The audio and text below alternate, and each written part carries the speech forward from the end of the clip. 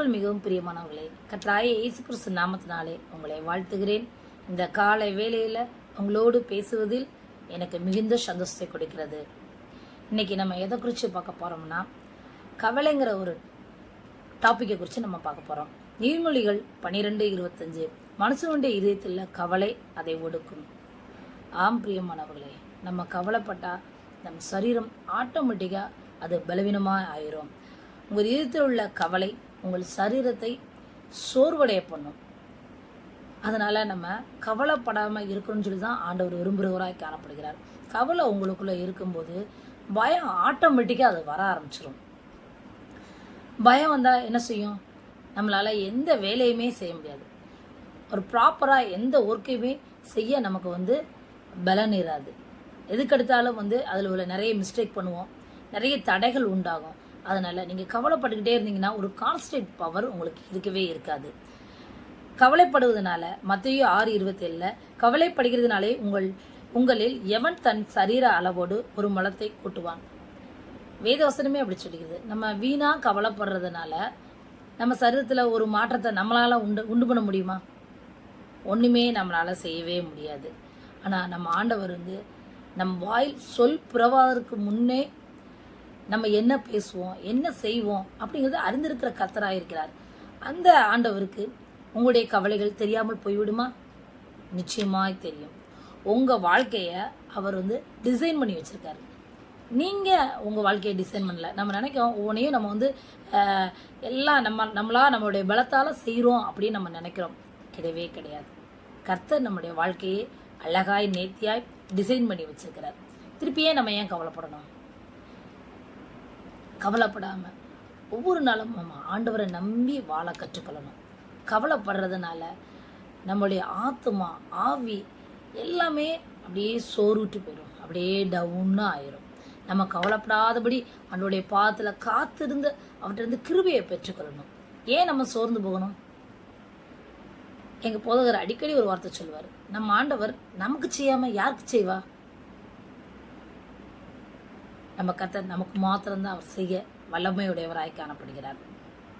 மத்தேயு 6:26 இப்படியாய் போடப்பட்டிருக்கிறது, ஆகாயத்து பட்சிகளை கவனித்து பாருங்கள், அவைகள் விதைக்கிறதும் இல்லை, அறுக்கிறதும் இல்லை, களஞ்சியங்களில் சேர்த்து வைக்கிறதும் இல்லை, அவைகளையும் உங்கள் பரமபிதா பிழைப்பூட்டுகிறார். பார்த்தீங்களா? ஆண்டவர் ஒரு ஆகாயத்து பட்சிகளை இங்கே கவனிச்சு பாருங்க, அதுக்கு அவர் பிழைப்பூட்டுகிறார். பறவைகளுக்கு பிழைப்பூட்டுகிறார். எல்லா ஜீவராசிகளுக்கும் ஆண்டவர் பிழைப்பட்டுகிறார். நம்மளை விசேஷ விதமாய் ஆண்டவர் படைத்து வைத்திருக்கார் அல்லவா? அப்போ நம்மளை அவர் கவனிக்காம விடுவாரா? எல்லா காரியங்களையும், நம்ம வீட்டு காரியங்கள், நம்முடைய தொழில் காரியங்கள் எல்லாவற்றையும் ஆண்டவர் அவர் கவனித்து பார்க்கிறவராய் காணப்படுகிறார். அதனால நீங்கள் கவலைப்படாமல் இருக்க. எதை குறித்து நீங்கள் கவலைப்படாமல் ஓடணுங்கிறது தான் இந்த புதிய மாதத்தில் ஆண்டவர் விரும்புகிற ஒன்றாய் காணப்படுகிறது. நமக்குள்ள ஏன் கவலை வருது தெரியுமா?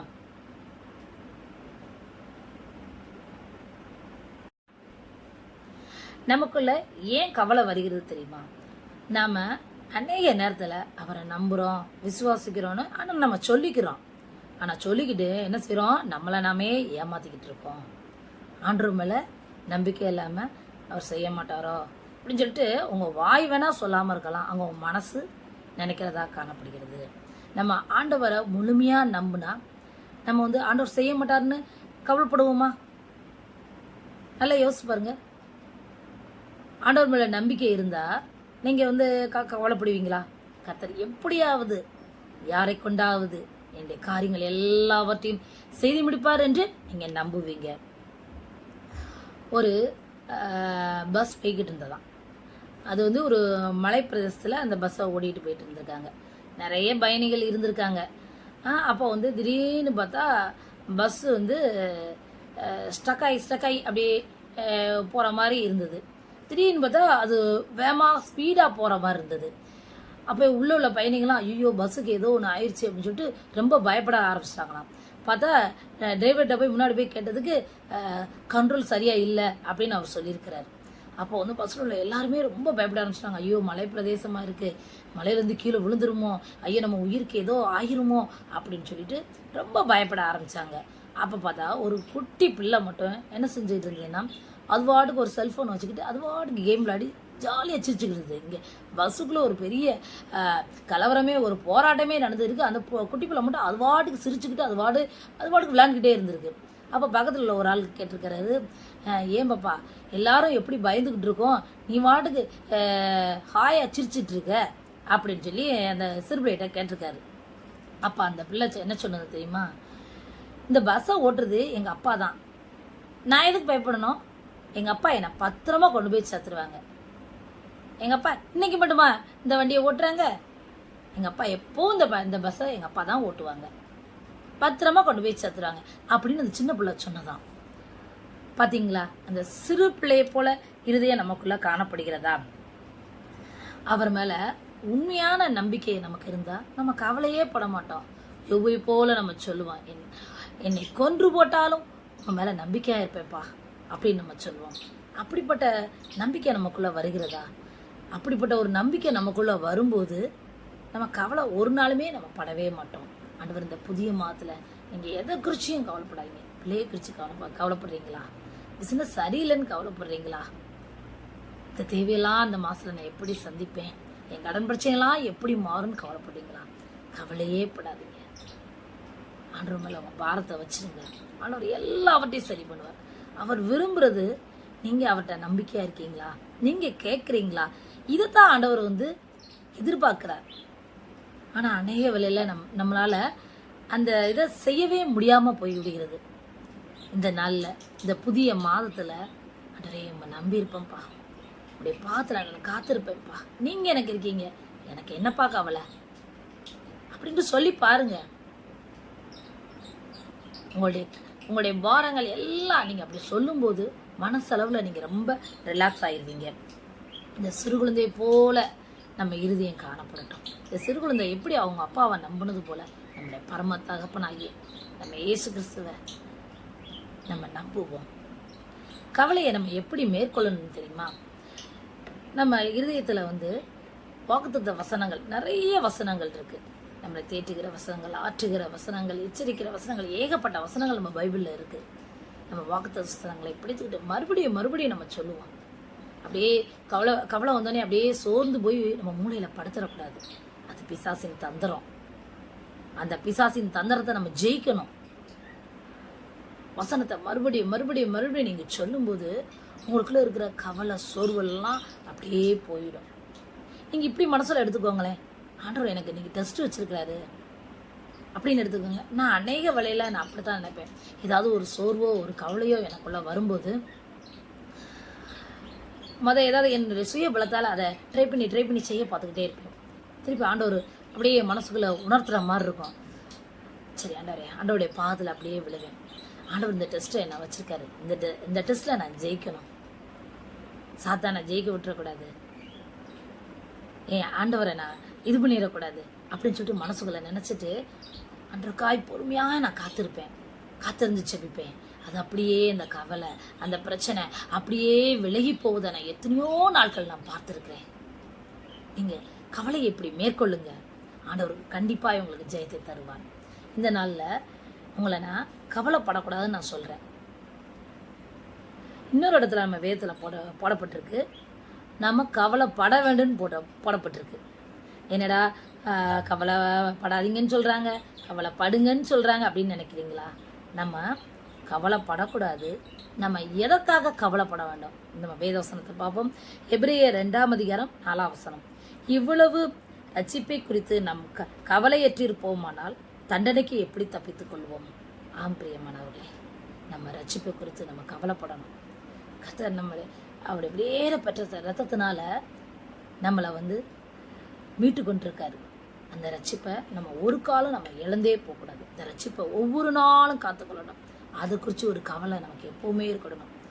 அசால்ட்டாக இருந்துடக்கூடாது. ஒவ்வொரு நாளையும் அசால்ட்டாக நிர்வசாரமாக நம்ம கழிச்சிடக்கூடாது. ஏசப்பா நமக்கு கொடுத்த வெளியேற பெற்ற ரட்சிப்பை அவர் வருகையில் நம்ம எடுத்துக்கொள்ளப்படும் வரைக்கும், அவரை சந்திக்கும் வரைக்கும் நம்ம காக்கிறவர்களாய் காணப்பட வேண்டும். அதை இழந்து போகக்கூடாது. தாவீது சொல்லும்போது கூட சொல்றாரு, பரிசுத்தாவியை என்னை விட்டு எடுத்துக்கொள்ளாதையும் அப்படின்னு சொல்றாரு. அப்போ பரிசுத்தாவியை கூட ஆண்டவர் எடுத்துக்கொள்வார் என்றால் ரட்சிப்பு நம்ம சரியா இல்லாத பட்சத்தில் ரட்சிப்பு நம்மளை விட்டு கடந்து போயிடுவோம். அப்போ அந்த ரட்சிப்பை நம்ம எப்படி காத்துக்கொள்ளணும்? அதுக்காக நம்ம நிச்சயமாக கவலைப்படணும். ஆத்தும ரட்சிக்கிறதுக்கு நம்ம முயற்சி பண்ணணும். இப்போ நம்ம பார்த்தா சமீபத்தில் ஃப்ளைட் கிராஷ் நடக்குது, இஸ்ரேல் ஈரான் யுத்தம் நடக்குது, உக்ரைன் ரஷ்யா யுத்தம் நடக்குது, நிறைய யுத்தங்கள் நடந்துக்கிட்டே இருக்குது. 3ஆம் உலக போருக்கு எல்லாமே ஆயத்தமாகிக்கொண்டே இருக்கிறது. என்ன எது சம்பவிக்கினே நமக்கு தெரியாது. நம்ம ரட்சிப்பை நம்ம காத்துக்கொள்ளணும். அது குறித்து ஒரு கவலை இருக்கணும். அழிந்து போகிற ஆத்மாக்களை குறித்து நமக்கு ஒரு அக்கறை இருக்கணும். அவங்களுக்காய் எப்படியாவது ஆண்டவரை குறித்து நம்ம சொல்லிடணும்னு சொல்லி ஒரு தாகம் நமக்குள்ளே இருந்துக்கிட்டே இருக்கணும். அதை குறித்து நம்ம கவலைப்படணும். உலக அற்ப விஷயத்துக்காக நம்ம கவலைப்படுறவங்களாவே நம்ம காணப்படக்கூடாது. அவர் உங்களை விசாரிக்கிறவனபடியால் உங்கள் கவலைகள் எல்லாம் அவர் மீது வைத்து விடுங்கள். ஆமாம், நம்ம கவலையெல்லாம், உலகப்புறமான கவலையெல்லாம் அவர் மீது வச்சுட்டா அவர் எல்லாவற்றையும் நம்ம பார்த்து கொள்வார். தேவன் ஒருபோது நம்மளை கைவிடாத தகப்பனாய் காணப்படுகிறார். ஆம் பிரியமானவர்களே, நம்ம கவலையே படக்கூடாது.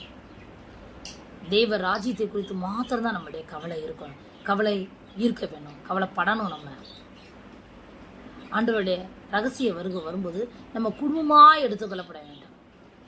யாரும் கைவிடப்படக்கூடாது. நம்ம குடும்பமாக எல்லாருடைய ரட்சிப்பையும் நம்ம காத்துக்கொள்ளணும். நம்ம சபை மக்கள், நம்ம அருகில் உள்ளவங்க, பக்கத்து வீட்டுக்காரங்க, நம்முடைய உறவினர்கள், நண்பர்கள் யாரும் கைவிடப்படக்கூடாது. எல்லாரையும் அப்படியே நம்ம பத்திரமாய் நம்ம ரட்சிப்பை காத்துக்கொண்டு ஆண்டுடைய சமூகத்தில் கடந்து சொல்றவங்களாய் நம்ம காணப்படணும். தேவராஜ்யம் கட்டப்பட வேண்டும், ஆத்மாக்கள் ரட்சிக்கப்பட வேண்டும் என்ற கவலை மாத்திரம்தான் நமக்குள்ள இருக்கணுமே தவிர உலகப்புறமான கவலை நமக்கு இருக்கவே கூடாது. இந்த கவலையிலிருந்து, சோர்விலிருந்து நம்ம மீண்டு கண்டிப்பாக நம்ம வரணும். தேவன் நம்முடைய ஒவ்வொரு வாழ்க்கையும் பிரகாசிக்க செய்கிற வல்லமையுடையவராய் காணப்படுகிறார். இந்த புதிய மாதத்தில் தீர்மானம் எடுங்க. நான் எதை குறிச்சும் கவலைப்பட மாட்டேன். இந்த மாதத்தில் எத்தனை போராட்டங்கள், எத்தனை சஞ்சலங்கள், எத்தனை வருத்தங்கள் கடந்து வந்தாலும், ஏசப்பா உன் பாதத்தில் நான் உட்கார்றேன், ஏசப்பா எல்லாவற்றையும் ஒரு நொடி பொழுது மாற்றி போடுங்கப்பா அப்படின்னு ஒரு வார்த்தை சொல்லுங்க. நம்பிக்கையாய், விசுவாசமாய் ஒரு வார்த்தை சொல்லுங்க. யோபுவை போல சொல்லுங்க.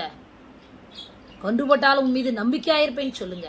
கர்த்தர் அப்படியே இறங்கி வந்துடுவார். அவரால் சும்மாவே இருக்க முடியாது.